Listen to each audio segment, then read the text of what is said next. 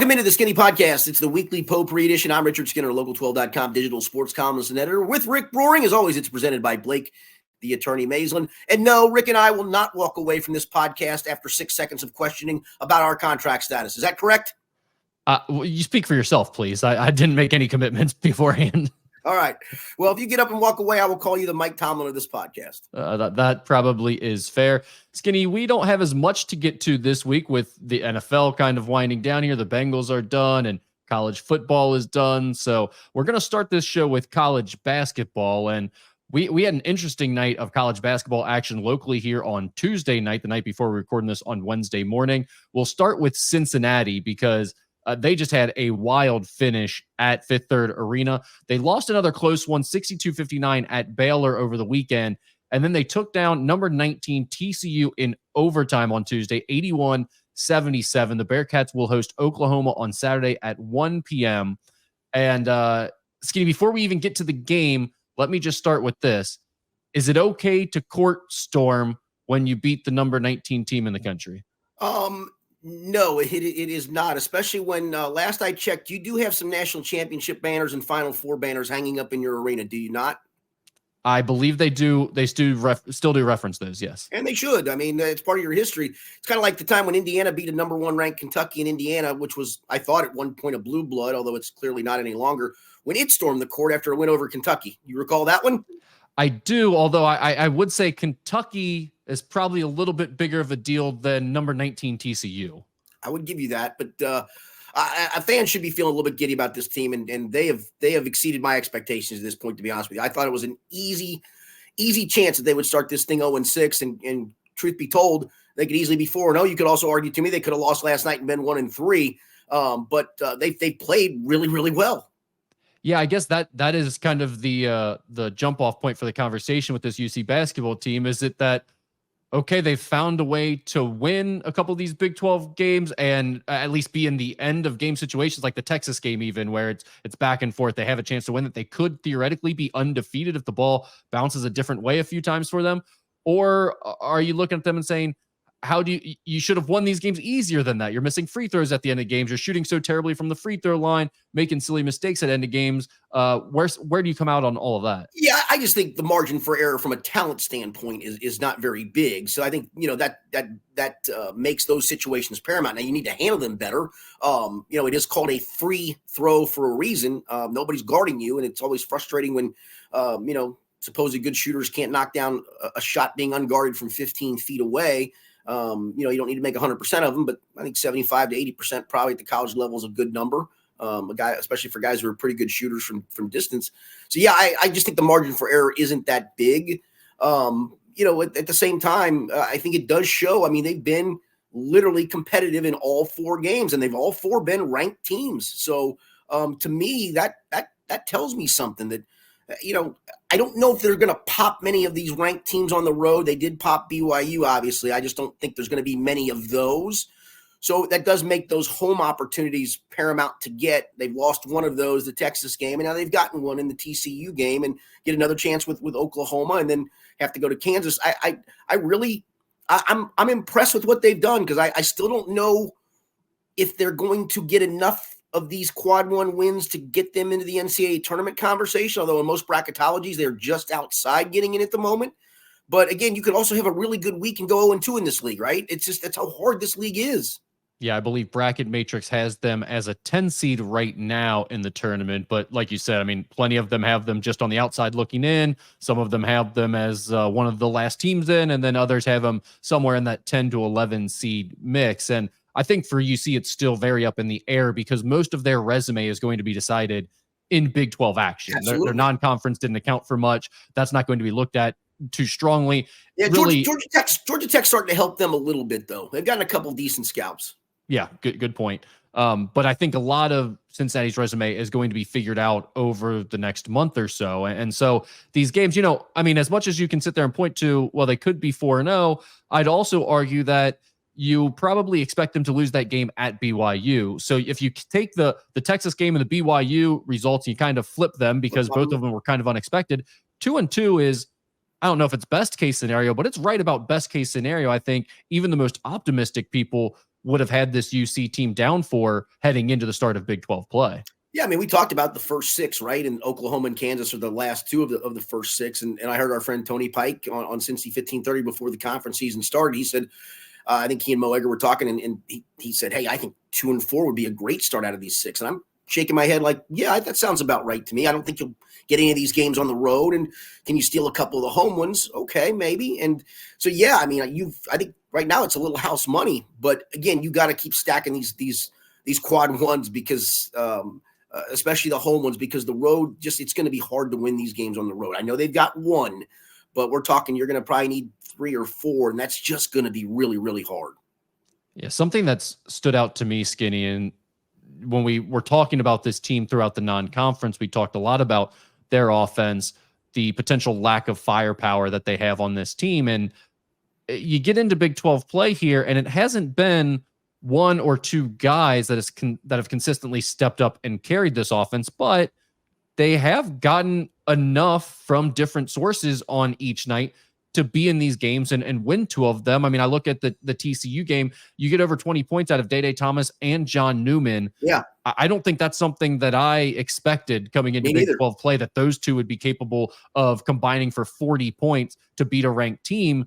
That's got to make Wes Miller and this fan base feel pretty good about the way the offense is starting to come together. Yeah, that was the part for me that I thought was they were really going to struggle in the conference was getting scoring from those guys, or getting scoring in general. I thought this team would have a hard time getting out of the 60s in a lot of nights in this league, and lo and behold, they've exceeded that in a couple of games. And granted, obviously the Baylor game was a 59-point performance, but it is on the road, and Baylor can be hard to score against. And I think Baylor's game last night with Kansas State was 68-64 in overtime. So yeah, to me that's a surprising part, and maybe that's the good part is. You got 4 or 5 guys that can score on a given night for you if you're Wes Miller, and it can be a night where maybe it isn't John Newman, but it is Dan Skillings. Maybe it isn't Day Thomas, and it is Jizzle James. I still don't know what you're going to get out of the post offensively. It doesn't seem like very much in conference play, but I didn't expect that to take place anyway, which again is why I thought this team was going to be offensively challenged. Yeah, it is kind of funny because a lot of people were talking so much about Aziz Bandago and Jamil Reynolds becoming eligible and how that was the missing link for this team. And I'm not saying they didn't need those 2 guys, because their front court is definitely better with those guys in there than having to play Odio Guama extended minutes. But this, from a scoring standpoint, it's really been some other names that I don't think many people expected. I mean, we talked about this after the BYU and Texas game, Skinny, how much fun it is to watch UC play these Big 12 games as opposed to playing American Athletic Conference teams. That you win at BYU by 11 unexpectedly, a surprise upset, a convincing victory there. But since then, you had a 1-point loss at home against Texas that had a crazy finish. You had a 3-point loss at Baylor that had a pretty wild finish. And then you have an overtime win, 81-77 at home against TCU. From a fan standpoint, I mean, you're really getting your money's worth in this maiden voyage into the Big 12. No, absolutely. No question about it. I know you'd probably like to beat up on a Tulaner in East Carolina, but it isn't nearly as much fun as what this would be. I think you saw that probably spill over last night with the storming of the court. I do think that's a little much, but yeah, okay. I mean, there's excitement and there should be. Yeah, I agree. And it doesn't stop. Like, that's not letting up. You didn't get through the exciting portion of your schedule, and now it goes back to the dregs of the conference. It's like Oklahoma is coming to town on Saturday. They ranked 20th in Ken Palm. Then you go to a little place called Kansas. Yeah. They're pretty good, I hear, this year. So they'll play at Kansas next Monday. Then you get a little bit of a reprieve with UCF coming to 5th, 3rd, and your although UCF popped Kansas at home. Right. But I mean, just from a standpoint of brand names and Ken Palm rankings and all that stuff, I mean, it lets up a little bit. But those are the let up this year is West Virginia. Well, it's West Virginia or it's UCF, but that UCF team at 80th in Ken Palm would have been like the best team you played last year in the American Athletic Conference, not named Houston. Right. It's just so different looking at the way the schedule sets up for the Bearcats. But we'll switch gears here to Xavier. They beat Providence by 20, 85-65. And then they turn around and they beat Butler 85-71 on Tuesday night. The Musketeers will host Georgetown on Friday at 6:30 p.m. Skinny, the Xavier team, what do you make of them? They're a team that seemingly at times can't get out of their own way and can't overcome themselves in these Big East games. And then when they do and they decide to play well, they win convincingly. I mean, 2 20-point wins and a 14-point win. Those are the 3 Big East wins so far. But you're asking 3 guards to constantly make shots, and they are capable of it. But again, consistently cannot take place. I think that's a big ask. Now, Trey Green giving them a little bit of a lift as a shooter too, I think helps a little bit. It gives you maybe not a full 4th option, but at least another guy who can do some of that stuff. And the bigs at least are rebounding a little bit too. So I think that's helped a little bit, where I thought they'd probably get their clock cleaned in the league, and they're really not. They're doing a pretty good job on the glass. Well, and that's actually a good point to bring up, Skinny, because this Xavier front court was a disaster in non-conference, and not just from a standpoint of they're not giving you enough, they can't score, they're not talented, but they were getting flat out bullied, and not by Washington and Houston and Purdue, but by Delaware and Oakland as well. Like, they couldn't cut it even against mid-major big men from a physicality standpoint. But all of a sudden you look up now as you get into Big East play, you look conference only statistics, they're the number 1 offensive rebounding team in the Big East during conference play. They're rebounding over 40% of their misses. I mean, that's something that I didn't expect from the Xavier team at all. No, and listen, you're not getting any offense out of those guys, but if you can get some of that in extra possessions and a stick back here and a stick back there, that's huge. Again, when you got guards primarily doing all your scoring and shooting, they're going to miss jump shots, and you need somebody to go chase those down for you to keep the possession alive, and I think they're doing a pretty good job of that. Yeah, well, and the biggest thing for me is just not, earlier in the year, it's like you'd see a forward stick his shoulder into Gitas Namiksha's chest, and Gitas would give up 3 feet. The guy would just back him into the paint and then score over top of him. All of a sudden, that's not happening anymore. They're not getting pushed around. And I think that toughness and the physicality that they've added over the last month plus of the season, I don't know where it came from other than Sean Miller just beating it into their heads, and maybe some of these foreign guys getting acquainted with the American diet, maybe adding some protein or creatine, or I don't know exactly what teens they're taking, but it's worked for them. We're getting used to that physicality level too, right? Yeah, I think that's more than anything. Yeah. It is interesting. You and I cite KenPom a lot. It's probably our favorite metric to cite. Xavier's actually 1 spot ahead of UC. I think Xavier's 28th this morning. UC's 29th. And it's funny, you got to go all the way down to I think team number 71 to find a team with less wins than Xavier has. I think everybody else has double-digit wins. Xavier sits at 9, and yet there they are at 28 in KenPom, which also tells you about the schedule they played.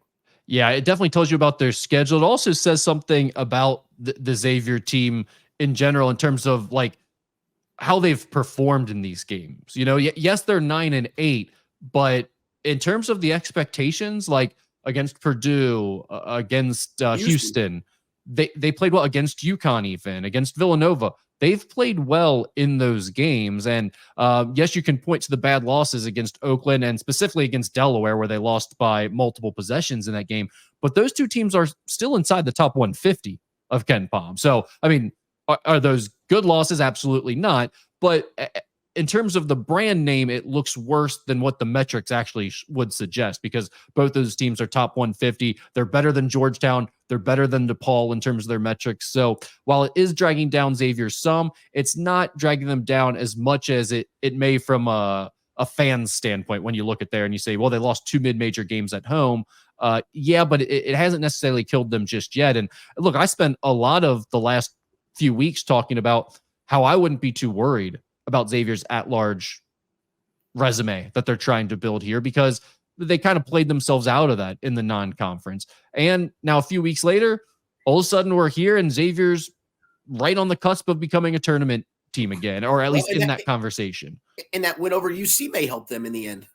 It is definitely helping them, because UC is climbing back up the net, and that could get back into it's definitely a quad 2 game, could get back into quad 1 conversation. So yeah, I think the thing that's interesting for Xavier is they're not playing for seed lines now, but they are playing to get back in the conversation of being a tournament team, being one of the last 4 in or something like that. And I think it's going to be hard for them to stack enough wins to give them an impressive looking resume.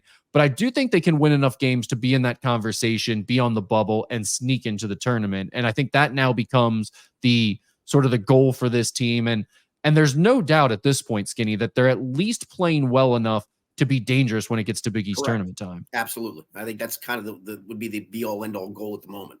Yeah. One other thing that I've found interesting about, and you could kind of bring UC into this conversation too.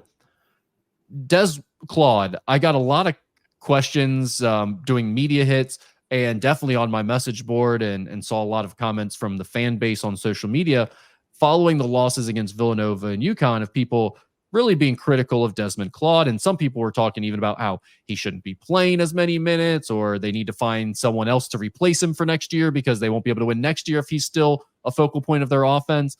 I would just tell you, one, fans are way too tied to the results of somebody's shots, and that being the end all be all for how they play. Desmond Claude has played pretty well this entire season, even though he hasn't shot it as well as you would like in each game. And certainly the Villanova and UConn games were prime examples of him not finishing well. But I would still argue that Desmond Claude has been asked to take a major step forward, one that he probably wasn't quite ready to take in terms of his role.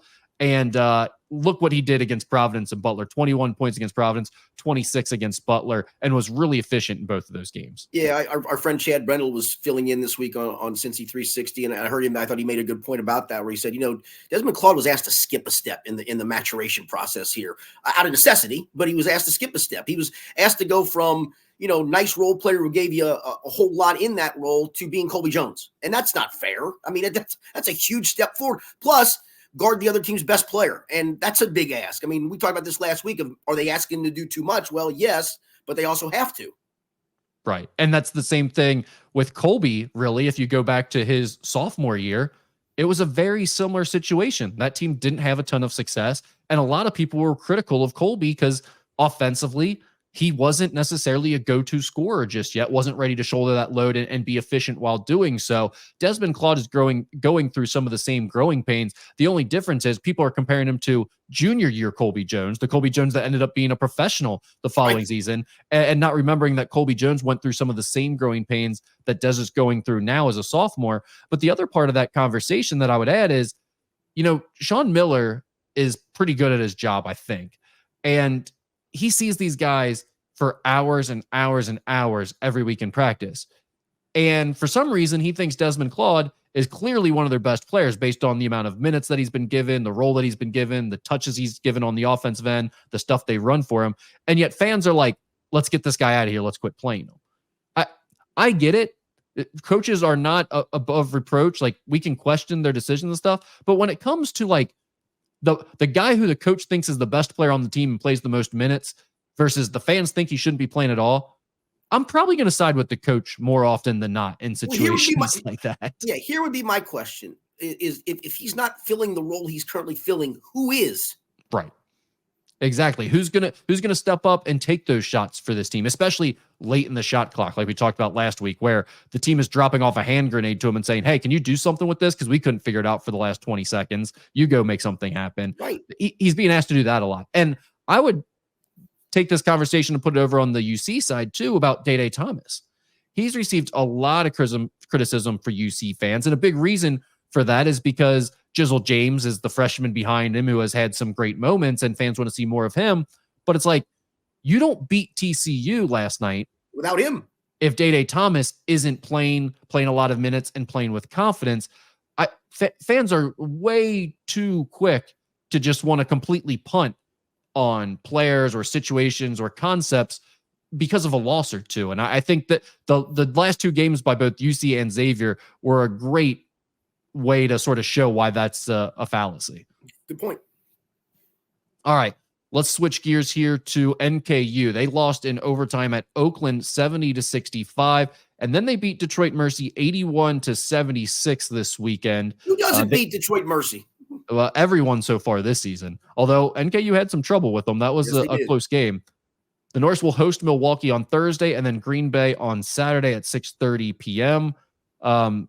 Skinny, this NKU team, they're still trying to find their way without Sam Vincent, but man, they just keep playing close game after close game right now. I don't know if the results are what everyone wants, but Darren Horn and his staff are certainly learning a lot about their team without Sam Vincent. Well, and they're persevering. I mean, I know, Detroit is literally not, for those that don't know, they literally have not won a game this season. They're 0 and whatever, I think 18 now or 17, Yeah. whatever the heck it is. It's a disaster. And they pushed NKU to the brink, had it tied in the second half at times, and looked like NKU was in trouble being that first victim, but they did find a way to persevere. And I just think that makes this going to make this team better as it rolls through conference play. And the league right now is so daggone jumbled, Rick, between how many ever teams have 2 losses and how many teams have 3 losses, that literally within a week you could go from second in the league to 7th, and you can go from 7th to 2nd.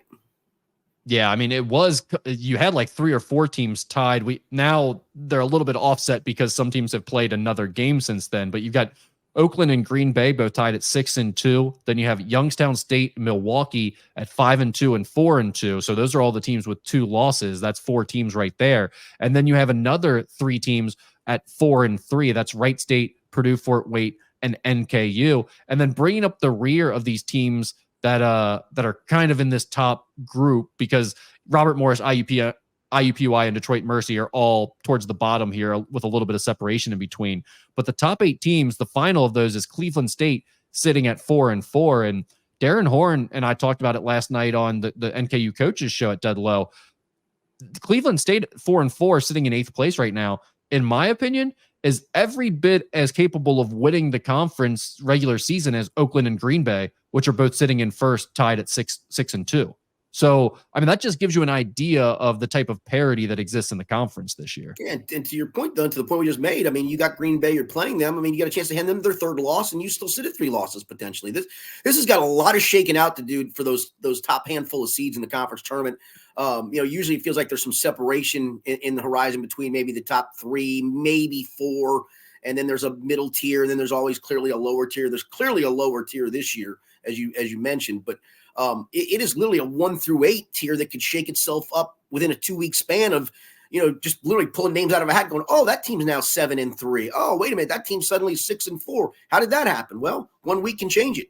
Yeah, definitely. I mean, when I say that, about Cleveland State, I'm not saying like, oh, Cleveland State's decent, they have a chance. No, like Cleveland State very well may be better than the 2 teams that are tied for first right now. That wouldn't surprise me at all. So the type of parity we're talking about is legitimately 1 through 8 are all very capable of winning the conference. And we knew coming into this year that there was going to be a lot of parity because there were 5 different teams that received a first place vote. Right.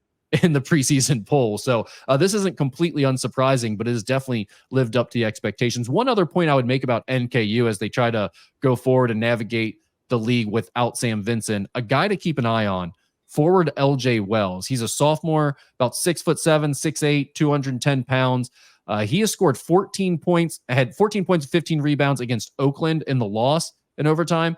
Came back, and it was funny because Darren Horn kind of told us before the game against Detroit Mercy, as Jim Kelch was doing his interview with Darren, saying, well, Jay Wells really stepped up. And Darren was like, yeah, but we told him we lost. Like the 14 and 15 is great, but it wasn't enough to get us a win. We need more out of him. And sure enough, the kid steps up. He scores 20 points, was 9 of 13 from the field against Detroit Mercy, only had 5 rebounds in that game. But from an offensive standpoint, just had a different mindset in terms of the way he was attacking the rim. And now all of a sudden you start looking at this NKU team and, okay, you still got Marquez Work doing his thing, scoring over 20 points a game in conference play.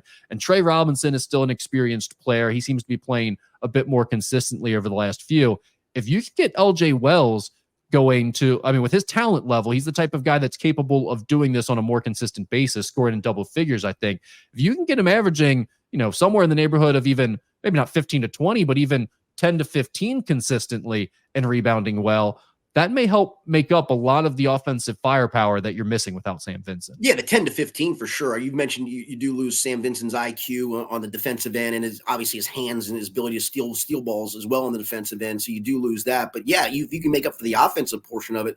We mentioned LJ last week. I said I got a friend of mine who's a NKU season ticket holder, and he couldn't remember his name. He just remembered this guy that played well the night he was there. He's like, well, maybe he can help. And I went to the roster. I said, him? He goes, yeah, him. And it was LJ Wells, and he's certainly, with getting the minutes he's getting, he's providing a nice offensive spark. Yeah, I thought that was funny. You brought him up on the last show, and then the next 2 games, he goes for 14 and 15 and 20. I mean, just, really, really playing well all of a sudden. So we'll continue to keep an eye on him. And finally, Kentucky, Skinny. They lost in overtime at Texas A&M 97-92. The Wildcats will host Mississippi State on Wednesday night and then Georgia on Saturday at 6 p.m.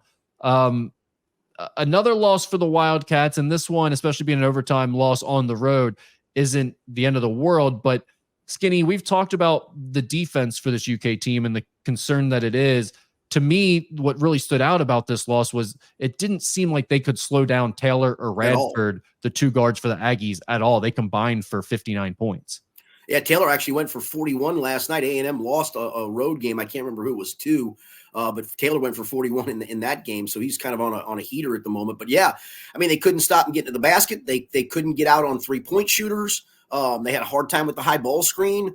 I thought Onyenso gave them some rim protection, and that's what your hope is moving forward. But Donovan Bradshaw got in foul trouble, so your other 7-footer was out of the game for some stretches of play. And they just – it's going to sound odd because they scored 90. Now, granted, they got to an overtime to get it. They just didn't seem to get in a great rhythm on offense either, in my opinion.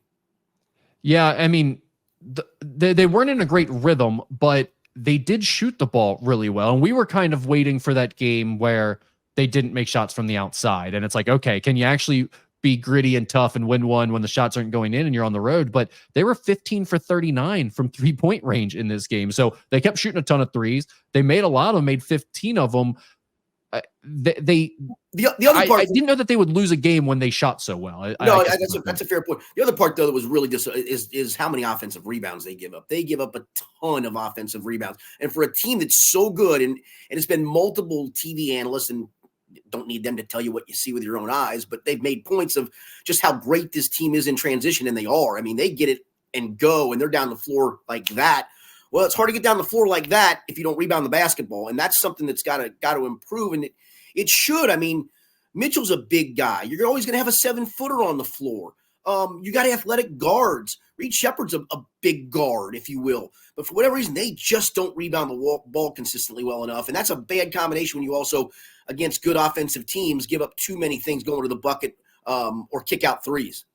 Yeah, because it's like if you have issues guarding the opponent's best players, which Kentucky has shown to have that problem at times, and you can't get off a defensive rebound to finish off a stop, you can really put yourself in a world of hurt when those other teams are making a run on you, because it just feels like there's no way to get out of that situation if you can't finish off the stop with a rebound. And that definitely compounded on the Wildcats in this game. I guess the other question I would have, Skinny, is there some concern, and obviously Kentucky has been through this a billion different times with the young rosters that they've ran out there over the last decade plus, but is there a concern that this group just isn't ready to take everybody else's best shot right now? I don't know. That's a good question. I thought they took a great shot from Florida and responded. I thought they responded in this game, and they're down 7 or 8 late. Rob Dillingham comes in and goes bang, bang, bang from 3 straight trips to eventually get that thing to a tie. The final offensive possession, not counting the Reed Shepherd free throws that made the tied the score and forced the overtime. Really, kind of the final offensive possession before that was a disaster because of the turnover. But for the most part, I thought they did that, and they had a chance with the ball to take a lead late and then didn't, but then also responded by forcing the overtime. And to me, I just wondered if once they got to that overtime, I was like, oh, okay, we're good now. And maybe there's a slight letdown, and all of a sudden you look up and you're down 6, and now you can't score all of a sudden. Yeah. All right, Skinny, any other final thoughts on the college basketball landscape, Kentucky, anything we talked about there? No, it just, I swear this year is, maybe we say this too often, but this seems like just a crazy fun year because there's just, it looked like BYU was dead in the water in the Big 12, right? Lose their first couple games. Suddenly they've responded with some good wins. I mean, Baylor goes to Kansas State, which hasn't played the way I think some people thought, and Kansas State gets a win. It's any given night right now, man. It really and truly is, and that makes it fun. I think, honestly, the team that's starting to separate itself to me a little bit is UConn, but somebody's going to get them in the league at home. They're going to get them, and then we're going to question UConn, right? Yeah, and I mean, aside from UConn in the Big East, it's crazy too. I mean, it's hard to know what's coming from night to night, and that's certainly been the case in the Big 12 already. We talked about the silliness in the Horizon League. I mean, for the local teams right now, the conference action couldn't be any more fun. Yeah, I mean, even the SEC, I can't imagine a team in the SEC that wins it has fewer than 4 losses. Yeah, good point. All right, let's move on to the Bengals here, Skinny. According to NFL.com reporter Ian Rappaport, Bengals offensive coordinator Brian Callahan will interview for the head coaching vacancies with the Tennessee Titans, the Los Angeles Chargers, and the Carolina Panthers and Atlanta Falcons at some point. How big of a deal would it be for the Bengals if they lost Brian Callahan, a guy who, notably, we've talked about it many times, isn't even the one who calls the plays for the Bengals? I think Brian's important. Brian does a lot of red zone stuff. He seems like he has a big voice with players that players trust. He's obviously a part of the game plan processes, which is every bit as important as the guy who's calling the plays on a Sunday. He's a suggester too, so I'm sure he has some input on some of those things too. And I'm going to say all those things, and I really like Brian too, but they do have, in my opinion, a coordinator in the waiting who might get a coordinator job himself this offseason, and quarterbacks coach Dan Pitcher. So I say this, and I don't mean this as a shot at Brian, because I really do like Brian. I think Brian provides a ton of value to this football team.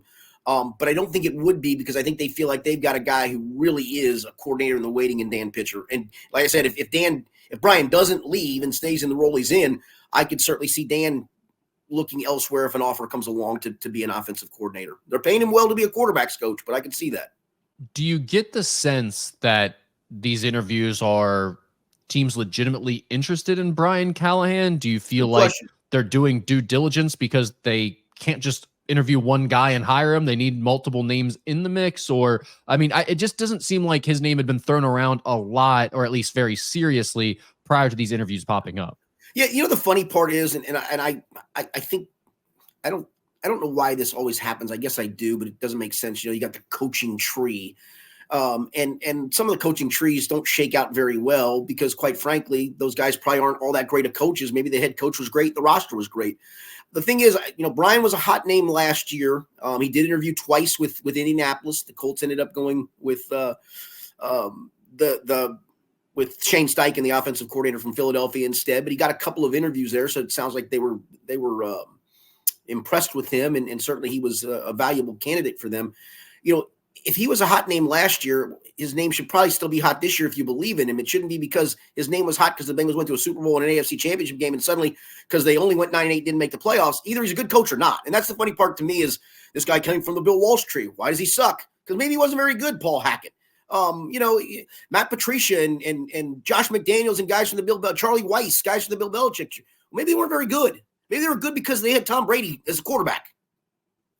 What about Lou Anarumo, Skinny? Because he's in a situation where the Bengals defense really was an issue this year, and he had been looked at pretty favorably the last few seasons, and his name had been brought up about potentially being a head coach somewhere else. You haven't heard it as much this offseason, and kind of understandably so, given what happened with the team. But to the point that you just made, how much as a coach did he really change from last year to this year? What are your thoughts on that? And do you think he will get any looks this year? I think he will still get a look because there's so many openings and there's a possibility of maybe more, right? We don't know what's going to happen in Dallas at this point. So maybe there's another opening that takes place and that shuffles the deck. The narrative of Dan Quinn, the defensive coordinator of the Cowboys, former head coach, took a team to a Super Bowl as a head coach, and his defense was superb throughout the regular season, and then they get torched in the playoffs. And I literally heard the next day, well, I wonder if Dan Quinn's still a hot name. Well, does one game really make all that difference for the guy? Come on now. Yeah. And that's what I kind of feel with Lou. I think the only part for Lou is he is older. He is a defensive coach. This league is turning more and more to offensive-minded coaches, it looks like, as head coaches. And I think that's maybe the detriment for him, unfortunately. It's going to be interesting to see if that changes the level of talent you have coaching the defensive side of the ball going forward. Right. I mean, in other words, are there going to be the best coaches saying, no, I'm not coaching defense. The path to being a head coach is staying on the offense side of the ball, so I'm going to stay over there. Yeah, philosophies will change. They always do. What's new is old. What's old is new. Yeah. Well, another question I had watching the playoffs over the last weekend, Skinny, and it was a dog-awful wild card round of playoff games. We only had one decent game the whole time. That was the Chiefs and Dolphins. Does Pittsburgh and Cleveland flopping take away from the narrative of how good the AFC North was this year? We always do this with March Madness, right? Where we say like, oh, the Big East got 7 teams in, but only 1 or 2 of them advanced. So see, the Big East wasn't actually as good as we said it was all year. Is that the same thing in the NFL? Like, are we going to do that, or how's that work? I'm going to say no, because both those teams had to go on the road. And I do think the Joe Flacco story was a cool one. It was evolving at the end of the season. but at some point Joe Flacco was going to become 39-year-old Joe Flacco, and you saw that in that playoff game. And I think Pittsburgh could go to Buffalo 20 times. Snowstorm, no state. They needed to play in a snowstorm, to be quite frank, to muddy and ugly that game up. I just don't think they're going to beat Buffalo at Buffalo in that environment. And I think that's what it came down to, is two with teams Mason that had Rudolph. Go on the road. Yeah, and then Mason Rudolph as the quarterback. I will say this, as much as I said last week that I think you asked the question of the Bengals getting back to the playoffs and if I would bet on it, and I said I don't think I would bet on it. Doesn't mean that they can't or won't. But watching those two teams, I don't know if the Browns are better with Deshaun Watson. And obviously Pittsburgh still is going to have issues at the quarterback position. So, maybe those don't get ironed out for either one of those teams, and the Bengals can take advantage of that next year, and should actually. I heard Mo Egger and Paul Daner talking, I think it was on Tuesday, about that's when Paul's normally on, yes. Yeah, about this topic. They brought up the idea that being built to win the AFC North, like we heard that a lot about the Bengals, right? That they play sort of a different style from Pittsburgh, Cleveland, and Baltimore. Yeah, and that maybe they're not that grinded out, pound you up the middle, not tough enough to beat those teams. And obviously that showed up with their record against those teams this year. But Paul and Mo were making the point that maybe being built to win the AFC North isn't ideal when you get into the playoffs, because you look around and one, the AFC North teams didn't perform well, but two, the teams that are performing well and are playing well look a whole lot more like the style of team that the Bengals are, that can drop back and throw the ball a bunch and have the receivers and playmakers. Where do you come out on that? Because I thought that was an interesting take, that basically it's great to win those AFC North games, but being built to win the AFC North, quote unquote, isn't maybe ideal. Yeah, no, I think Zach Taylor wanted to build this team differently for that very reason of you could try to out the North teams, but why not try to be different to win the Super Bowl? And I know he has said, and this is going to kind of be contradictory, he's talked about he feels like the best path to winning a Super Bowl is winning the AFC North. I understand his point there. That's not to say he's building his team to beat AFC North teams at their own game. And I think the proof was in the last couple of years. This year, maybe not so much, but again, can we go to the Pittsburgh games? And you asked me this question last week, and I said I don't know if they would have, but could Joe Burrow have made a difference in those games? Yeah, he could have made a difference. I don't know if he'd gotten you 35 points to win 35-34 at Pittsburgh, which they would have needed. But sure, and that's a fair point. A physically compromised Joe Burrow in the opening game against Cleveland didn't help. A somewhat physically compromised Joe Burrow in game 2 against Baltimore didn't help. So let's see a fully healthy Joe Burrow go through these teams again, because he's done it. Yeah. Any other thoughts here on the playoffs or anything in the NFL, Skinny? No, I mean, the scene in Detroit was pretty cool. I mean, if you're a Bengals fan and you can recall, because I've never heard a roar like I heard when they sealed the Raiders win in 2021, because even though, again, that team went to the Super Bowl and that was the magic of that season, it was a big deal to end the playoff drought, right? The playoff win drought. And I think everybody felt that. I think that was that collective roar that night. And I think you saw that in Detroit of, okay, and now you've got another home game, and hell, Detroit can look up and they're in the NFC Championship game very easily. And they have a chance to do what the Bengals did. Correct. Exactly. Yeah. And I mean, as amazing as it was to make that run to the Super Bowl and how cool all that was, it got to a point, at least from my perspective as a Bengals fan, I don't know how many others felt this way, but it almost got to a point where it was surreal and like it was too good to be true. I would say the win over the Raiders and that celebration was even bigger than the one to get to the Super Bowl, because it was just like that roar. And you've been in that press box, Rick. You can hear some of the crowd noise. You can't hear the full effect of it. Yeah. You could hear the effect of that Jermaine Pratt interception and what that meant to seal that win. Yeah, I honestly, from a fan's perspective in Cincinnati, if you're around my age, mid-30s, I can't think of too many celebrations that were better than that one for sports around here. So I completely get it with Detroit, and I hope they enjoy this one. I hope it keeps going for them, because there's nothing like that run, especially when you've had nothing but futility for most of your life. So hopefully they enjoy it. I'm really looking forward to to that Houston game this week, though. Yeah, I am too. I think it's going to be interesting. They played each other in the opener, Houston and Baltimore, and C.J. Stroud's first career start, it did not go well. It looked like Houston was on a path after that game of, all right, got a rookie quarterback, going to be growing pains, 4-13, 5-12 is probably where they're heading. And it certainly looked like that after week 1. But, I think, now he's got whatever 15 starts under his belt because he missed a couple due to injury, and the way he has played in most of his starts after that opener, I'm going to guess he's licking his chops, wanting a chance at redemption there. Yeah, CJ Stroud was very good to us when we were betting college football games a year ago, and I hope he continues his good success in the NFL. All right, let's talk about the Reds a little bit, Skinny. They added Cincinnati native Brent Suter to their bullpen. The Moeller grad went 4-3 with a 3.38 ERA and 69.1 innings for the Colorado Rockies last season. I'll get your thoughts on that first of all, but then I want to talk to you a little bit about something an analyst wrote about the Reds offseason. But to me, the Suter addition kind of feels like what the Reds have been doing here, just really building up some depth in terms of their arms. Yeah, I mean, I saw a projected rotation the other day that has Andrew Abbott in the minors, and that's a possibility. And again, Suter doesn't affect that. Suter's a bullpen arm, to your point, but It is a left-handed bullpen arm. I think they need some balance in that bullpen. This gives them a little bit more. And yeah, they've stockpiled depth to where, again, you're going to have a couple of guys that are going to be starting the season in Louisville where you're going to look and go, really? That guy in the minors? Seriously? Okay. And that should tell you that the roster's better.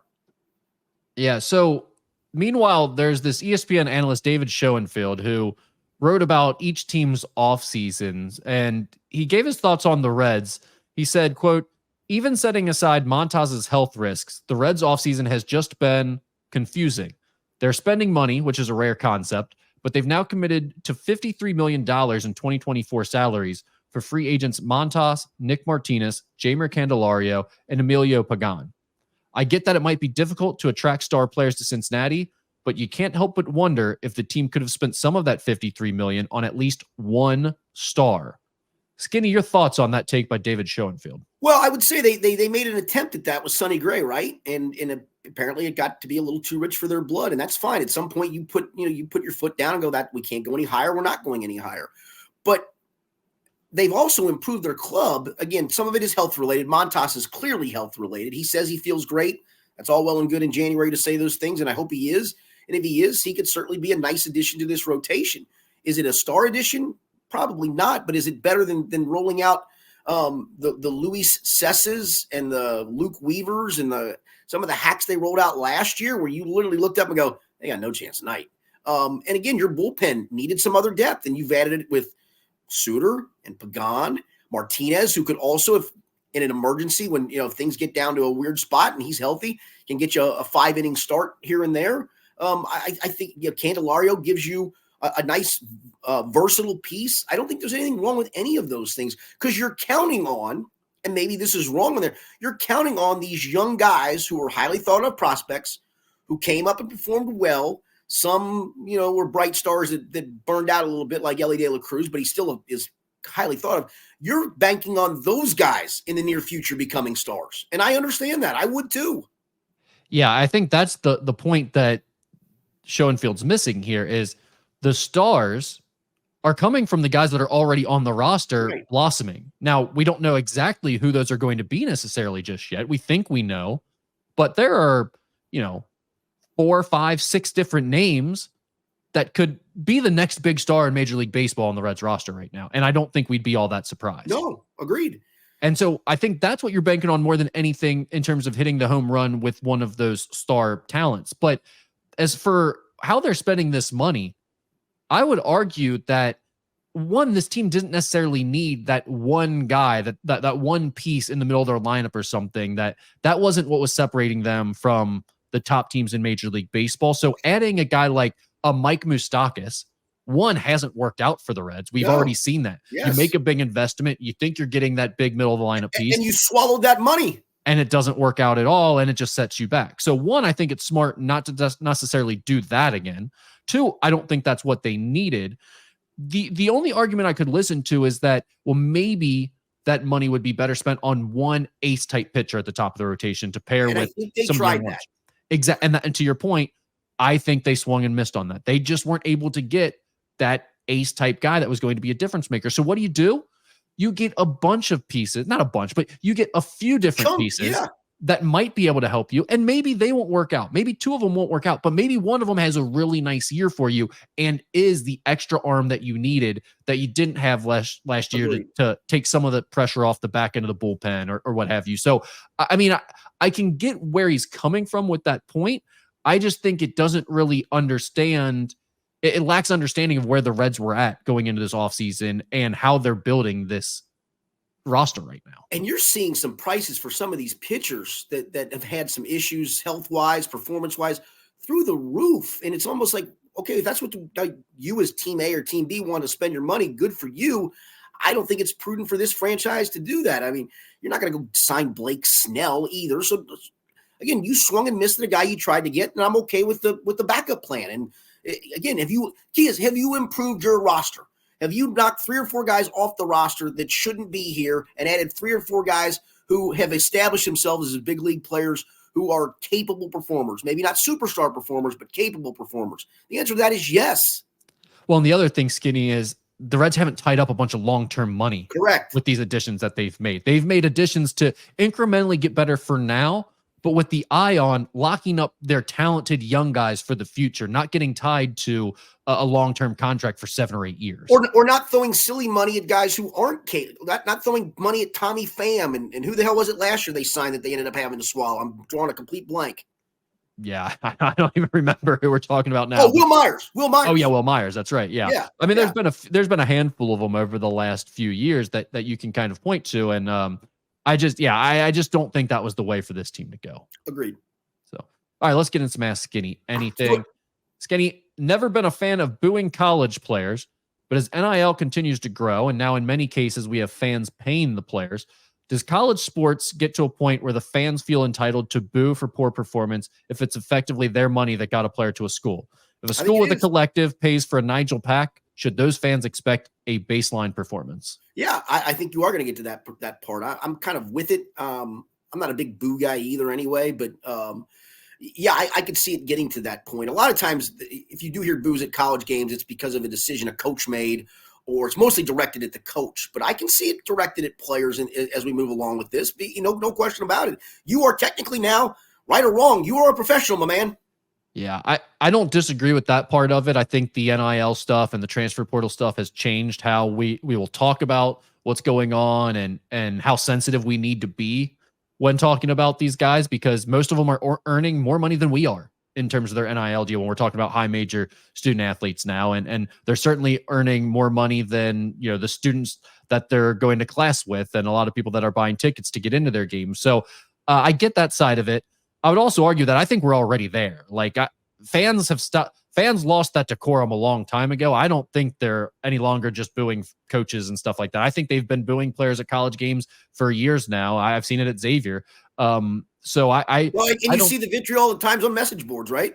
Right, 100% on social media. It's that bad. So I think it's only going to continue to get worse. I don't really understand the idea that you're now entitled to like boo guys, whereas you weren't before. I don't think that's really changed, but I think it's going to continue to happen because that line of fan decorum just continues to be lower and lower and lower in terms of what they're willing to do. No question. Did Skinny ever have a half-baked business idea that he thought about starting? My buddy Tom Gamble and I and another guy started a small business where we were doing high school programs. We had 3 schools, and the effort that we put into it for the minimal amount of money that we made on it was excruciating. We tried this when we were working at the Post in the early 1990s. We're proud of the product. I still have a couple of them in my collection of stuff. But yeah, we thought, oh man, this is going to be, we can do this. We can. And it was just the effort to do it was exhaustive. It got to the point where I was laying out our final program. We had an ad for a congressman. They just couldn't send me the ad. This wasn't over the internet back then. I literally had to take a business card, a picture of this cat, plug it in. And to this day, it's the worst looking ad you will ever see in any kind of professional product in your lifetime. So was this programs like before a game that would be handed out at a Friday night football game? The season program. Okay. Season programs for high schools. Okay. And so it just had like preview information about the team, the roster, all that type of stuff? Correct. Okay. Correct. And you were getting local businesses to sponsor the ads in there and sell it that way. That is Okay. correct. All right. I mean, yeah, it's not too far off from the business I started with I fan when I was doing that, just not programs, but same type of concept there. So it is that's a tough route to go. That's for sure. Is that the only half-baked business that you thought about Yeah, starting? most of my side hustle comes off of broadcasting or coaching or whatever. So yeah, I've had enough side hustles doing those things over my lifetime that I really haven't thought of business ideas. I'm not a great businessman. That's Yeah. another reason why. You're still doing those side hustles. That has not stopped. Oh yeah. Correct. Does Skinny ask guests to remove their shoes at his house? No, but I did have a friend of mine that when I went into his house, I would always have to remove shoes. In fact, it's on your street, as a matter of fact, where My that parents. house is. Yes. Yeah. Yes.